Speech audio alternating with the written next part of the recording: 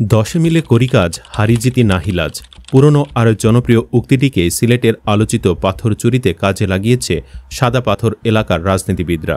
জাতীয় রাজনীতিতে BNP, NCP, Jamaat এমনকি গত বছরের ৫ আগস্ট পতন ঘটা আওয়ামী লীগের মধ্যে দা কুমড়ার সম্পর্ক থাকলেও এখানে যেন সবাই এক গোয়ালের গরু। পাথর চুরি থেকে শুরু করে উত্তোলন, ভাঙ্গা ও বিক্রি বিশাল এক কর্মযজ্ঞ। দিনের আলোয় মানুষের সামনে চললেও চুরি ঠেকাতে পারেনি পুলিশ প্রশাসন। যদিও ঠেকাতে পারেনি নাকি ঠেকানোর প্রয়োজন মনে করেননি, সেই প্রশ্ন আছে মানুষের মনে। সরকার দেরিতে হলেও ব্যবস্থা নিচ্ছে। বর্তমান ডিসিকে সরিয়ে অপরাধীদের জম হয়ে ওঠা র্যাবের সাবেক ম্যাজিস্ট্রেট সরওয়ার আলমকে নিয়োগ দেওয়া হয়েছে। কিন্তু কৌতূহল দেখা দিয়েছে পুলিশ প্রশাসনের চোখের সামনেই কিভাবে বিশাল কর্মযজ্ঞ চালাত রাজনৈতিক নেতারা। কারাই বা সেসবের নেতৃত্ব দিত? রাজনৈতিক দলগুলোই বা কী পদক্ষেপ নিচ্ছে অভিযুক্ত সেই নেতাদের বিরুদ্ধে? জানা গেছে, ভোলাগঞ্জের সাদা পাথর থেকে পাথর চুরি, উত্তোলন থেকে শুরু করে ভেঙে বিক্রি করা পর্যন্ত জড়িত ৩ স্তরের ঐক্যবদ্ধ এক লুটেরা গোষ্ঠী। লুটপাটের প্রথম ধাপে শ্রমিক, দিনমজুর, দ্বিতীয় ধাপে ধলাই নদীর পূর্ব ও পশ্চিম পাড়ের ব্যবসায়ী ও তৃতীয় ধাপে ছিলেন ক্রাশার মেশিন মালিকরা। শ্রমিক ও দিনমজুররা সাদা পাথর চুরি করে এনে ধলাই নদীর পূর্ব ও পশ্চিম পাড়ের ব্যবসায়ীদের কাছে বিক্রি করতেন। শ্রমিকদের কেউ নৌকা হিসেবে, আবার কেউ বর্গফুট হিসেবে ব্যবসায়ীদের কাছে আস্ত পাথর বিক্রি করতেন। নৌকা প্রতি ৩ থেকে ৫ হাজার টাকায় আর বর্গফুট হিসেবে প্রতি বর্গফুট গড়ে ৮০ থেকে ৯০ টাকায় বিক্রি হয়।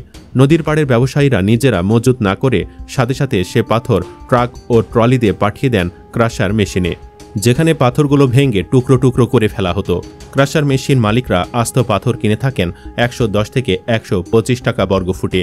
এরপর বোল্ডার পাথর মেশিনে ভেঙে দেশের বিভিন্ন অঞ্চলের ব্যবসায়ীদের কাছে সেই পাথর বিক্রি করা হয়। ক্রাশার মেশিন মালিকরা আকারভেদে সেই পাথর ১১০ থেকে ১৬০ টাকা দামে বিক্রি করে থাকে। এসব ব্যবসায়ীদের নিয়ন্ত্রণ করতেন বিএনপির স্থানীয় নেতারা।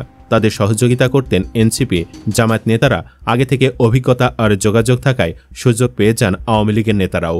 স্থানীয়রা জানিয়েছে, পাথর উত্তোলনে নিয়োজিত শ্রমিকদের অনেক সময় অগ্রিম টাকা দিয়ে থাকেন ব্যবসায়ীরা। পাথর নিজেদের কবজায় রাখতে তারা শ্রমিকদের দাদন হিসেবেও টাকা দিয়ে থাকেন বলে জানা গেছে। পাথর উত্তোলন থেকে শুরু করে ভেঙে বিক্রি পর্যন্ত স্থানীয় প্রভাবশালীদের ধাপে ধাপে দিতে হয় চাঁদা। তবে এই চাঁদা আদায়কারীরা সবসময় থেকে যান আড়ালে।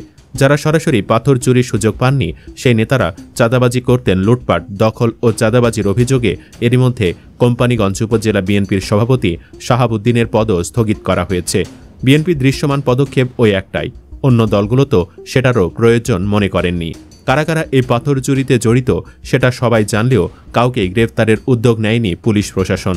এ নিয়ে তীব্র সমালোচনা তৈরি হওয়ায় ডিসিকে সরিয়ে দেওয়ার সিদ্ধান্ত নেয় সরকার। হাসিনা সরকারের আমলে অপরাধীদের জম হয়ে ওঠা সরওয়ার আলমকে নতুন ডিসি হিসেবে সিলেটে পাঠিয়েছে সরকার। কিন্তু তিনিও কতটা কাজ করতে পারবেন, অপরাধীদের শাস্তি নিশ্চিত করতে পারবেন, সেটা নিয়ে প্রশ্ন থেকেই যাচ্ছে। তবে স্বস্তির ব্যাপার হচ্ছে, আপাতত পাথর চুরি বন্ধ হয়েছে। একই সাথে লুটপাটে জড়িতদের তালিকা তৈরির কাজও শুরু করছে প্রশাসন। উচ্চ আদালত নির্দেশ দিয়েছে লুটপাটকারীদের তালিকা তৈরির। প্রশাসনের বিভিন্ন দফতর ও গোয়েন্দা সংস্থার লোকজনও লুটপাটে জড়িতদের চিহ্নিত করার কাজ করছে বলে জানা গেছে।